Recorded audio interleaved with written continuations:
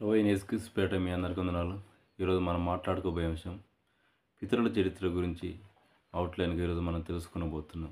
దేవుడు గతించిన కాలంతో మన కంటి లెక్కల కింద కాచి కాపాడి కృపలో భద్రపరిచి ఈ విధంగా మనల్ని ఈ రీతిగా మనం ఆయన రెక్కల కింద సజీవ రెక్కల కింద కాచి కాపాడినందుకు వందన చెల్లిస్తున్నాం.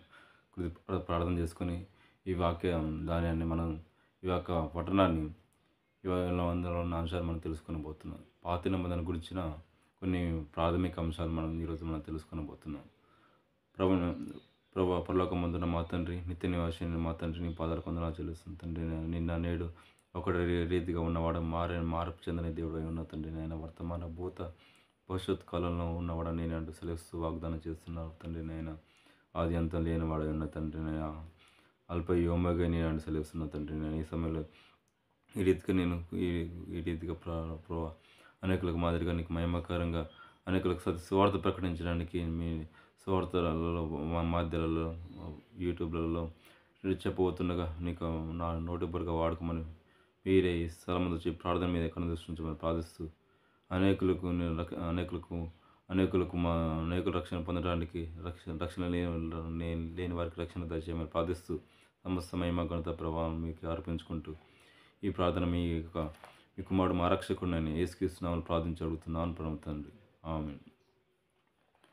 దేవుడు మన సృష్టి ప్రాథమిక అంశాలు పాత నిబంధన కాలంలో మనం దాని కాలక్రమాన్ని బట్టి చూస్తే మొత్తం ఆది కాలంలో దేవుడు సృష్టించేసినాడు. తన యొక్క వాక్కు చేత సమస్తాన్ని సృజించినాడు. 6 దినాలలో సృష్టించేసి 7వ దినమున మానం చేసినాడు. తన నోటి వాక్కు చేత సమస్తాన్ని సృజించినాడు. ఆది అందు దేవుడు భూమి ఆకాశాలు పుట్టించినాడని వాక్యం సెలవిస్తుంది. అయితే యోహాను సువార్తలో గమనించినట్లయితే ఆది అందు వాక్యం ఉండేను, ఆ వాక్యమే దేవుని యొద్ద ఉండేదని సెలవిస్తుంది. కాబట్టి ఆయన వాక్యమై ఉన్నాడు. ఆ వాక్యము మన మధ్య ఇప్పుడు కృపా సత్య సంపూర్ణుడుగా మన మధ్య ఉన్నది అని వాక్యం యోహాను 1:14 సెలవిస్తుంది యోహాను సువార్త. అయితే ఆది కాలం గురించి కాలక్రమాన్ని బట్టి మనం ఆలోచించినట్లయితే మనం మొదటగా సృష్టించేసినాడు. మొదటగా 6 దినాలలో చేసి 7వ దినాన మానవునిగా తన యొక్క నేల మట్టితో దేవుడని యెహోవా నేల మట్టితో నరుని నిర్మించి వాని నా ఆస్కారంలో దివ్య ఆత్మ ఉదగా నడు జీవించు ఆత్మ ఆయన యొక్క ఆస్కారం తన యొక్క ఆత్మను తన ఊపిరిని మన ఆత్మలోకి వదిలినాడు. కాబట్టి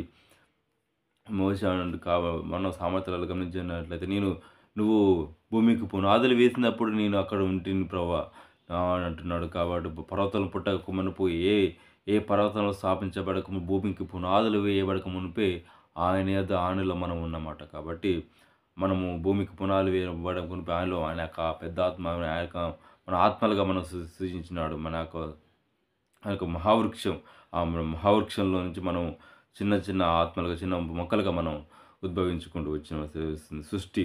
మొదటిగా ఆది కాలంలో మనం దేవుడు సృష్టించేసినాడు. తర్వాత ఏదైనా తోటను ఆదాము అవ్వలను నిర్మించి ఆయన పోలికగా ఆయన స్వరూపంలో పుట్టిన మనకు ఆయన పోలికను ఒక ఆయన స్వరూపాన్ని ఆయన ఆకారాన్ని ఆయనకు పోలికనంటే ఆయన గుణలక్షణాలని ఆయనకు పోలికలో ఆయన ఆకారంలో మనం పుట్టించుకున్నాడు.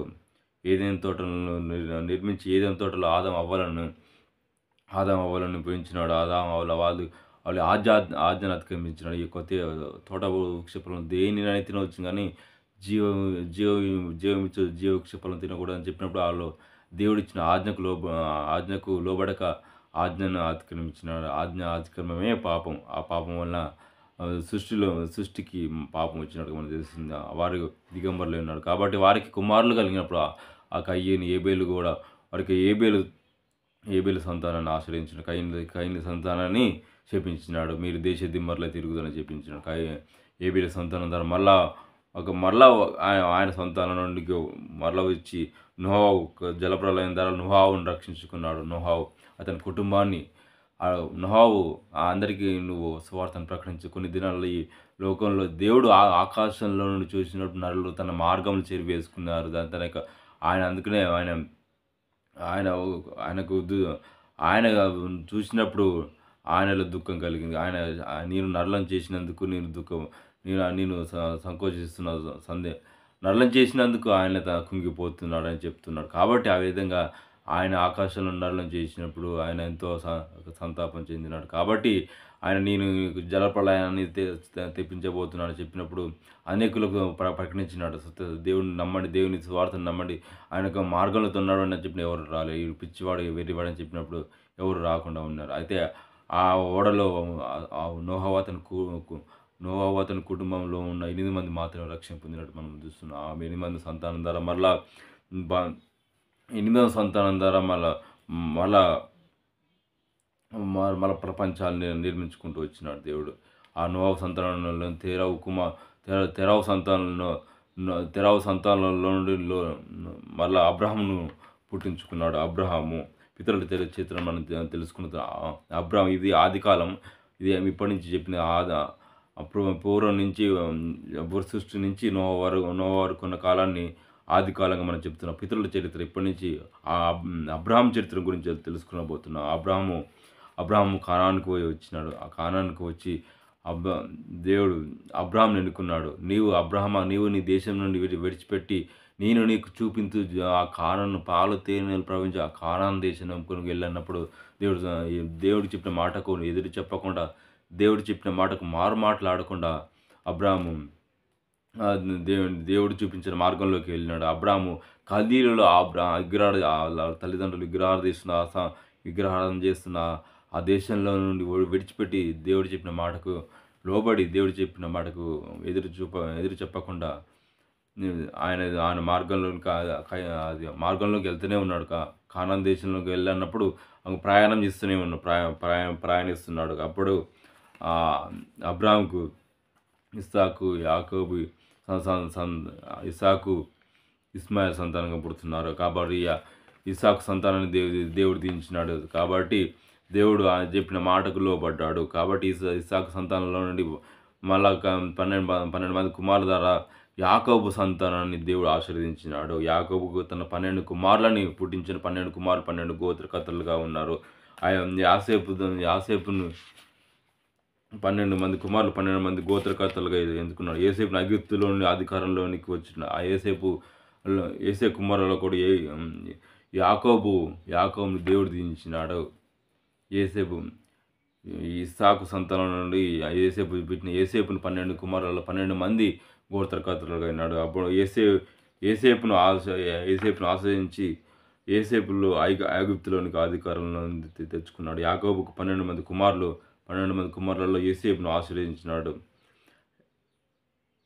అయితే అయితే దేవుడు ఇశ్రాయేలీయులు అరణ్య మార్గంలోని మోషేను నడిపించినాడు. మోషే ఇశ్రాయేలీయుల్ని ఐగుప్తు నుండి నడిపించినాడు. సీనాయి పర్వతం నుండి వారికి 10 ఆజ్ఞల నిబంధనలను తెచ్చినాడు. మీరు దేవునికి లోబడండి, దేవునికి అవిధేయులుగా ఉండకండి అని చెప్పినప్పుడు కానాను దేశం మనం జయించాలని చెప్పినాడు. యెహోషువను ఎన్నుకున్నాడు. దేవుడు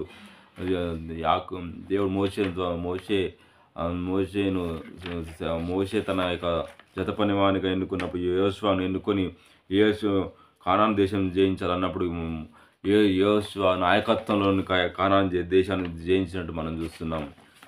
అయితే ఈ విధంగా దేవుడు తన యొక్క మార్గంలో తన యొక్క మార్గాన్ని విడిచిపెట్టి వారికి, తన యొక్క మార్గంలో నడిచే వారికి ఆయన అండగా ఉంటానని చెప్తున్నాడు. అయితే మన అబ్రహాం ప్రయాణం అని అబ్రహాంలో ఉన్న తన గుణ లక్షణాలు దేవుడు చూసినాడు. ఆయన నేను నీకు చూపించు దేశం మనకు వెళ్ళినప్పుడు మారు మాటలాడకుండా వెళ్ళినాడు. అయితే అబ్రహాం సంతానంలో నుండి నోహు సంతానం దించినాడు. ఈ విధంగా తన యొక్క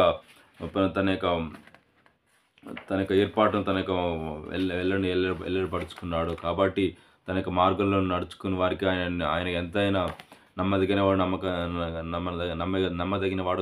ఆయన ఎంతైనా నీతిమంతుడుగా ఉన్నాడు. కాబట్టి ఈ విధంగా అబ్రహాంని ఎన్నుకొని అబ్రహాం నుండి ఇస్సాకుని యోసేపు కుమారులు 12 మంది సంతానం ద్వారా యాకోబు సంతానాన్ని ఆశ్రయించాడు. తద్వారా మోషే జత పనిగానున్న యోషువ నాయకత్వంలో కానాను దేశాన్ని జయించినట్టుగా మనం చూస్తున్నాం. కాబట్టి మోషే నువ్వు ఆ కొండను చూస్తావు కనుక అయితే కొన్ని సమయాలలో మోషే అవిధేయుడిగా ఉన్నాడు. అయితే మోషే బండతో మాట్లాడాడు, మోషే బండను కొట్టినాడు. అయితే నేను ఆజ్ఞను అతిక్రమించినావు కాబట్టి నువ్వు ఆ దేశాన్ని చూస్తావు కానీ ఆ దేశాన్ని చేరలేవు. కాబట్టి ఆ 40 లక్షల మందిలో ఉన్న ఆ 40 సంవత్సరాలు ఇశ్రాయేలీయులు ప్రయాణం చేసినారు కానాన్ దేశానికి. కానీ ఆ కానాన్ దేశానికి యేషువ మోషే యేషువ ఆహ్, మొ యేషువ ఇంకా అతనికి హ్మ్. యేషువ అతని జత పని వాడుగా ఉన్న ఇద్దరు మాత్రమే ఆ కానాన్ దేశానికి యేషువ, కాలేబ్ తప్ప ఇద్దరు మాత్రమే ఆ కానాన్ దేశాన్ని ప్రవేశించినట్టు మనం చూస్తున్నాం. కాబట్టి యేషువ నాయకత్వంలో ఈ కానాన్ దేశం విభాగింపబడింది. ఆ 12 మంది గోత్రకర్తలకు తన యొక్క స్వాస్థ్యాన్ని ఇవ పంచిపెట్టడం జరిగింది. అయితే కొన్ని దినాలలో నేను కొన్ని నా అనారోగ్య పరిస్థితుల కారణం వల్ల నేను ఈ వీడియోలో చేయలేకపోయినాను.